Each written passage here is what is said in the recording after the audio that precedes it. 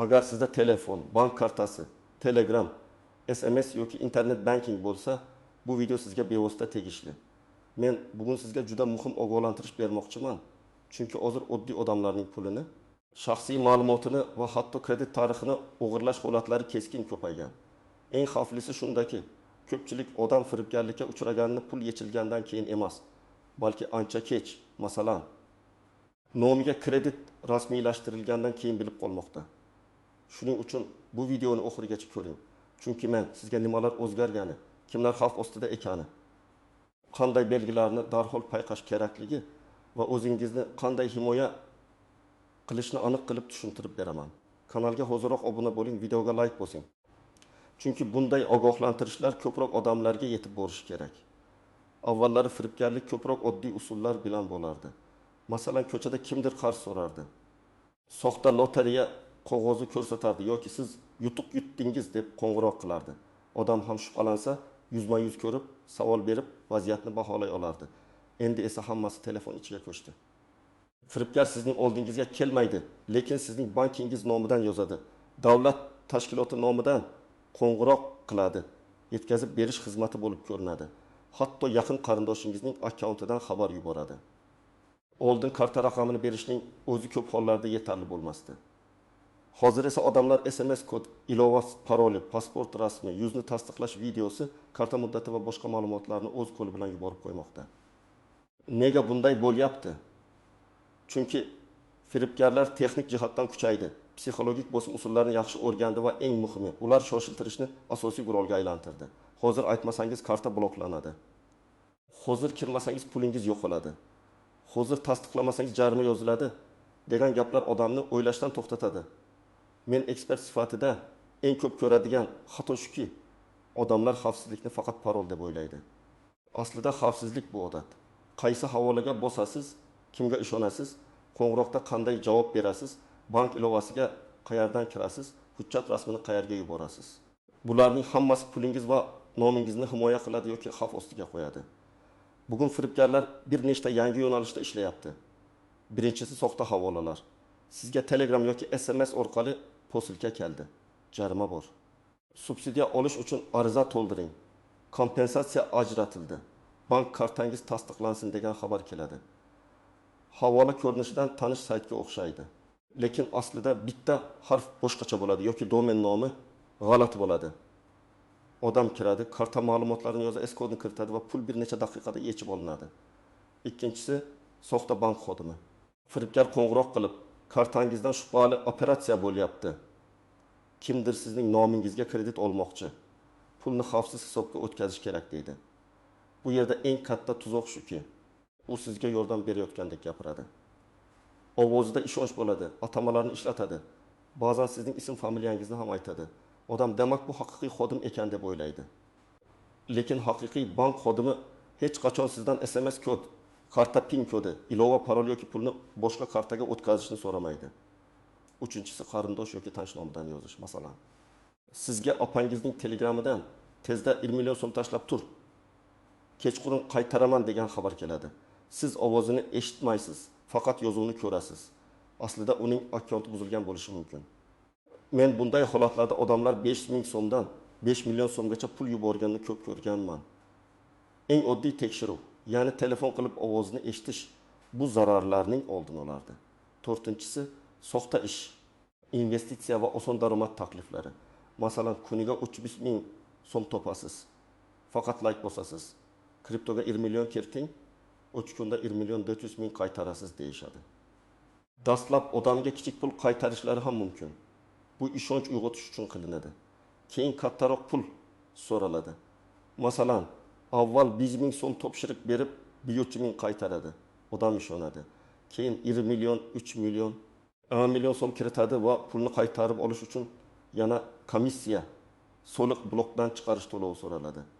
Oxirida odam na asosiy pulini, na foydani oladi. Men buni juda ochiq aytaman. Xavf ostida faqat keksalar emas. Albatta, yosh katta insonlar texnologiyani kamroq bilishi sababli aldanishi mumkin.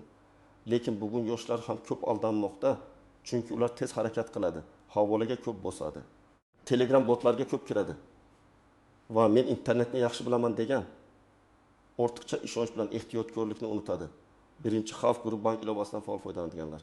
Agar sizda bir nechta karta bo'lsa, maosh kartangiz, kredit kartangiz, onlayn to'lovlaringiz bo'lsa, siz firibgarlar uchun qiziq obyekt bo'lasiz. Chunki ular bitta karta orqali boshqa kartalarga ham kirishga urinadi. Misol uchun, bir odam soxta bank havolasiga kirib, faqat bitta kartasini kiritgan. Lekin telefonida bank ilovasi ochiq bo'lgani, SMS kodni ham yozgani uchun firibgarlar boshqa hisobdagi 8 million so'mni ham yechishga uringan. Ikkinchi xavf guruhi onlayn savdo qiladiganlar. OLX, Telegram guruhlari, Instagram do'konlari orqali narsa sotadigan odamlar ko'p aldanadi. Firibgar xaridor bo'lib yozadi. Men to'lov qildim. Pulni olish uchun mana bu havolaga kiring deydi. Sotuvchi o'ylaydi. Men pul olayapman-ku, nimadan qo'rqaman? Aslida u pul olish emas, karta ma'lumotini topshirish sahifasiga kiradi. Natijada pul kelmaydi. Aksincha kartadagi bor pul ketadi. Uchinchi xavf guruhi kreditga muhtoj odamlar. Firibgarlar garovsiz kredit chiqaramiz. Rasmiy bankdan tez pul. Faqat pasport yuboring degan e'lonlar beradi. Odam pasport rasmini, selfie videosini, karta ma'lumotini yuboradi. Keyin uning nomidan turli xizmatlarda ro'yxatdan o'tish, mikroqarz olish yoki shaxsiy ma'lumotlardan boshqa firibgarliklarda foydalanish xavfi paydo bo'ladi. Bu faqat pul masalasi emas. Bu sizning nomingiz, obro'yingiz va kelajakdagi kredit tarixingiz masalasi. 4-xavf guruhi farzandlari telefon ishlatadigan ota-onalar. Bola o'yin ichida bepul skin, bonus sovg'a, donat degan havolaga kirishi mumkin. Agar telefonda ota-onaning kartasi ulangan bo'lsa, kichik beparvolik ham zarar keltiradi. Masalan, indiki yoshli bola telefon o'yinidagi soxta sovg'a sahifasiga kirib, otasining kartasidan ketma-ket 200 ming, 300 ming so'mlik to'lovlar ketgan holatlar bor. Bola buni firibgarlik deb tushunmaydi. U shunchaki o'yindagi mukofotga ishongan bo'ladi.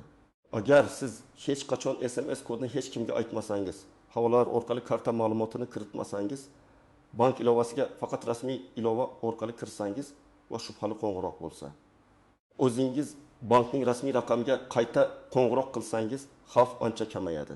Lekin men umuman xavfsizman deyish xato.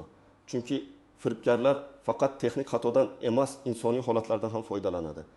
Charchoq, shoshilish, qo'rquv, ishonuvchanlik, ochko'zlik yoki yaqin odamga yordam berish istagi. Masalan, odatda juda ehtiyotkor odam ham kechasi o'g'lingiz yetaga tushdi, tez pul kerak degan qo'ng'iroqdan keyin vahimaga tushishi mumkin. Yoki ishda charchagan paytda kuryer manzilni tasdiqlang degan havolaga bosib yuborishi mumkin. Shuning uchun xavfsizlik doimiy odat bo'lishi kerak, faqat bilim emas. Birinchi misol, siz onlayn telefon sotyapsiz. Narxi 2 million 500 ming so'm. Xaridor siz bilan tortishmaydi, darhol olaman deydi. Keyin men yetkazib berish orqali olaman, to'lovni xizmat bloklab turadi, pulni olish uchun havolaga kiring deydi. Havola juda chiroyli ko'rinadi. Siz karta raqamingizni kiritasiz, keyin tasdiqlash kodi keladi. Siz kodni yozasiz. Bir daqiqadan keyin kartangizdan 2 million so'm yechiladi. Bu yerda muammo siz sotgan telefon emas. Pul olish uchun karta ma'lumotini kiritish degan noto'g'ri ishonch. Ikkinchi misol, sizga bank xodimi bo'lib qo'ng'iroq qilishadi. Sizning nomingizga 15 million so'mlik kredit arizasi tushdi.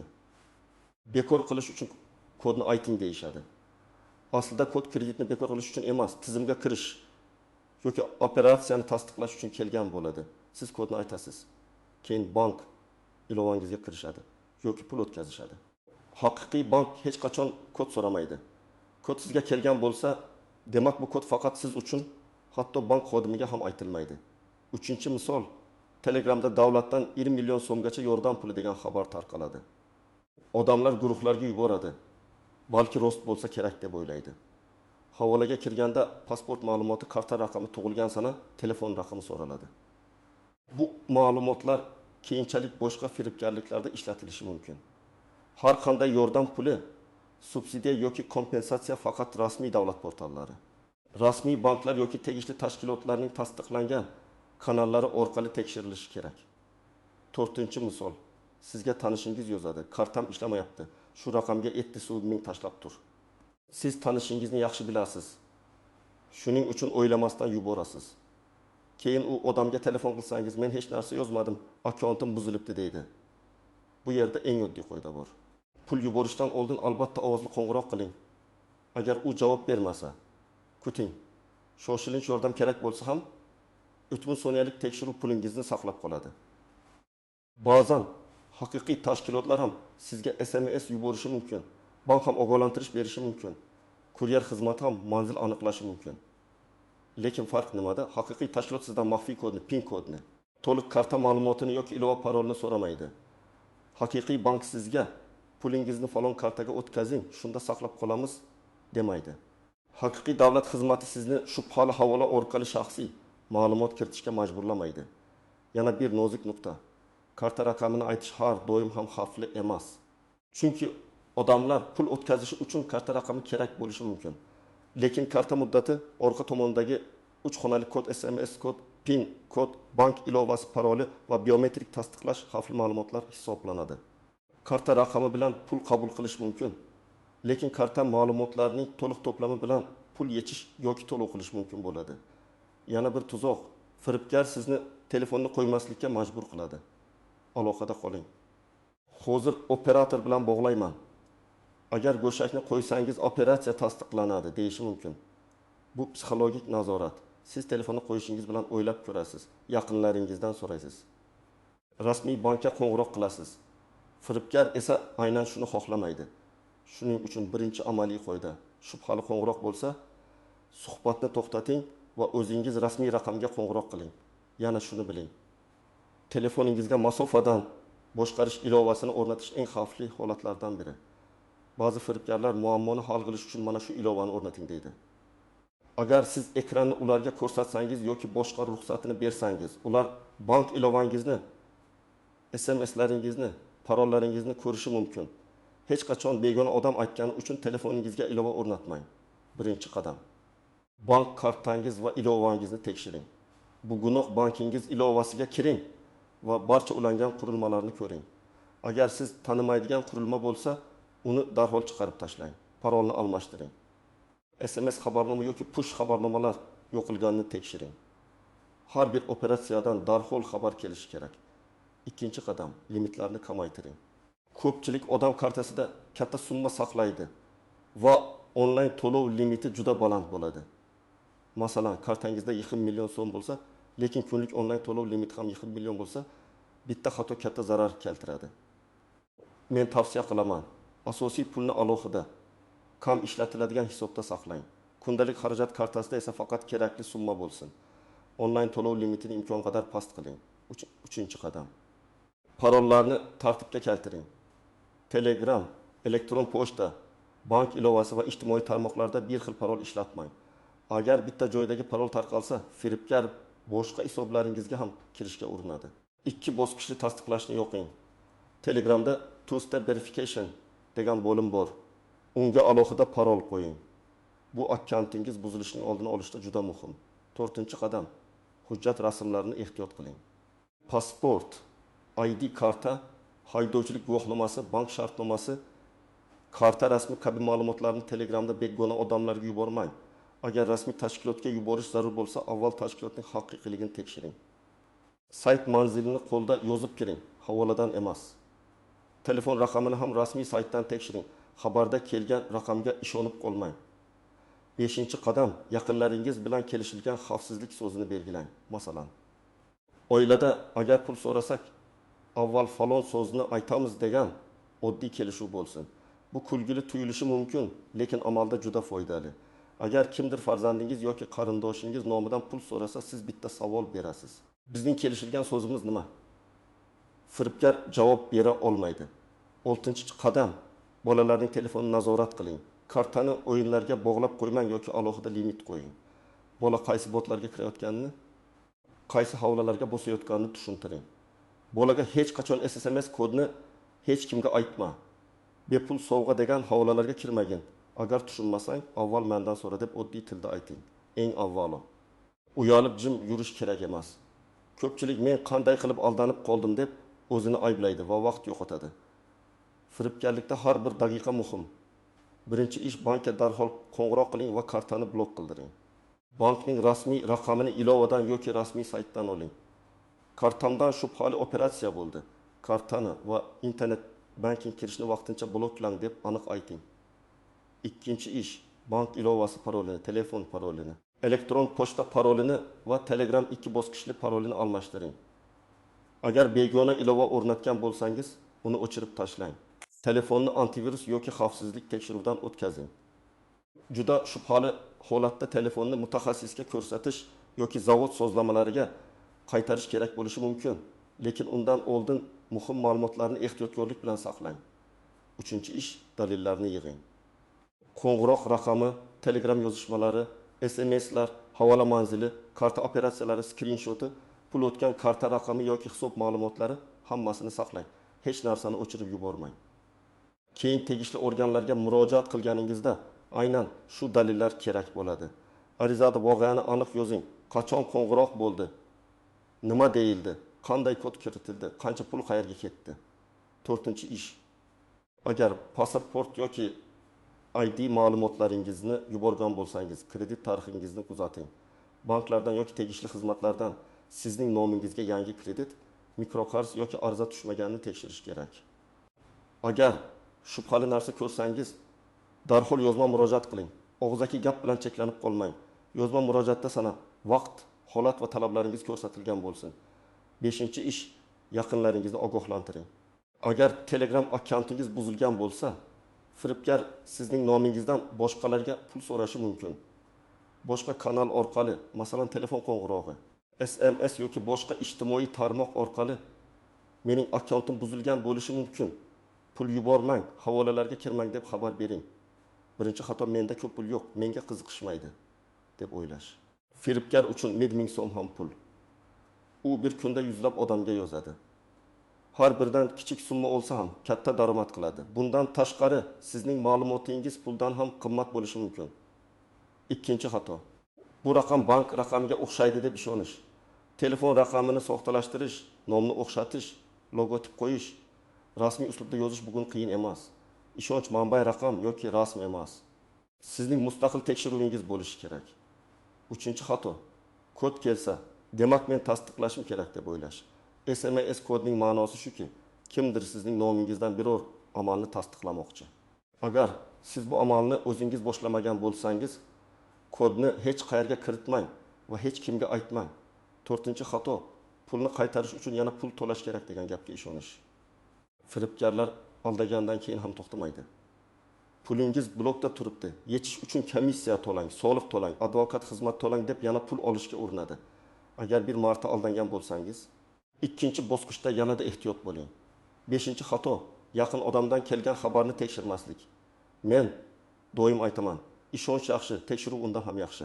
Ayniqsa pul, kod, hujjat yoki havola bo'lsa, albatta tasdiqlang.